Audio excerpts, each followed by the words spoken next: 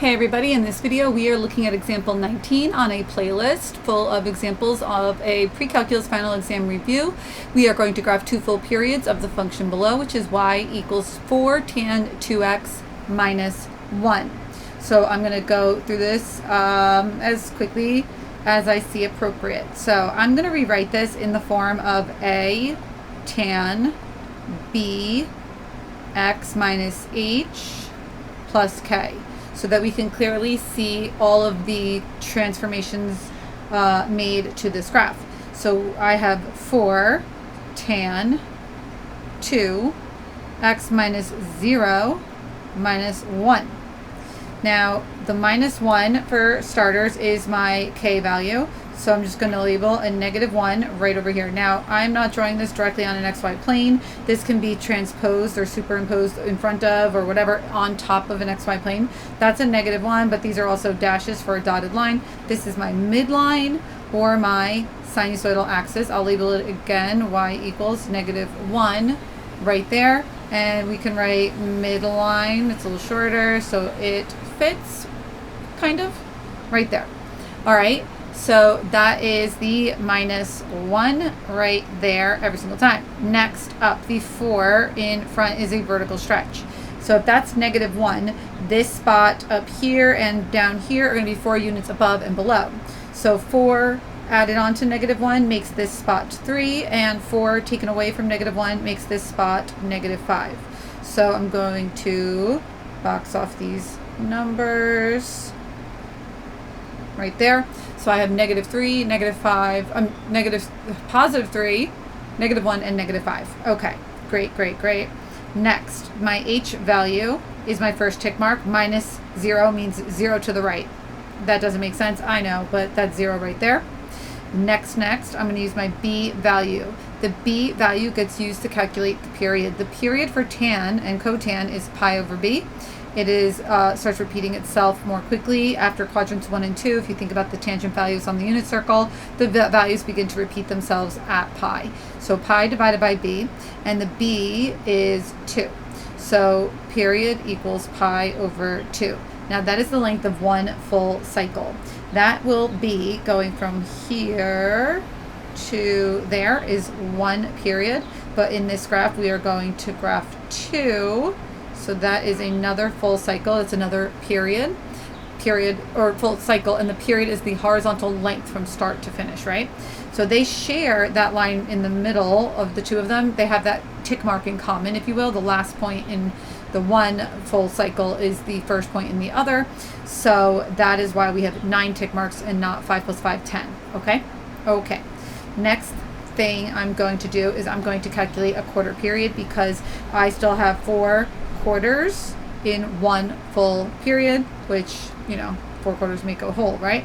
So that means q equals 1/4 of that, so that is pi over 8. Well, I don't really need to find a common denominator with 0 unless you want to think of it as 0 pi over 8. That makes this one 1 pi over 8.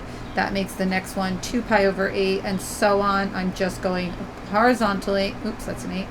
And I'm just adding pi over 8, or a quarter, every single time. 5 pi over 8, 6 pi over 8. Get this pen more right. There we go. 7 pi over 8, and lastly pi, which is 8 pi over 8, is where we finish that. Okay, so all my stuff's labeled. I labeled my 9 horizontal axis values and 3 vertical axis values. Now I just need to graph a positive tangent graph. What does that look like? So if you think about where can I fit? If you think about the unit circle as we go around, what is tangent doing at the places I've indicated? Those places I indicated are just marked right now with the dot. Tan, the meditating man, if you know anything about him, that is 0, 0 on each side at the beginning, middle, and end of one cycle. And it is undefined over here and here, okay? If it starts with C, it has 3 asymptotes. So that we'll see with cotangent, it'll have 3 asymptotes. This, on the other hand, will not. It will have 2. Tan will have 2. Okay, so what's going on? My 0 is there. Then there's no negative, so no vertical reflection. This one is the next tick mark. That's 1 undefined, -1. 1 undefined, -1. Now here on the far left, that is 0. Down here, -1, undefined.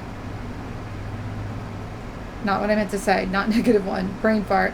+1, then undefined at the bottom. +1, sorry, undefined. Then in here, quadrant 4, it is -1, -1, and then back to where I started, and 0. Now how do I draw this? You have a little curvy curve going up, and it will continue, to get closer and closer to that asymptote. And same idea over here. This will also continue to get closer to the asymptote. Concavity is switching at the 0 point that I'm calling the 0, that is on the sinusoidal axis or midline. That point is where your graph changes from kind of having a smiley face to a frowny face, or vice versa. That's called a point of inflection, right here, here, here, if you see where I'm marking up quite a bit. And that right there is 2 full cycles of the tangent function. My 1 cycle, or period, whatever way we want to think about it, is here highlighted in pink. And my 2nd cycle, or period, is right over here highlighted in yellow. So they are identical. It's like if I had a stamper or a stencil and I just kind of recreated the exact same thing, they should look the same. And that is 2 full functions, 2 full periods of the given function. That is the end of this example right here. Hopefully that helps you out. If you love it and you're happy, thumbs up. If not, thumbs down. Questions, comments, concerns, feedback, and requests can go in the comment section. Check the description box or the playlist on the screen at the end of this video for more on perhaps this topic. That's it for now. Adios.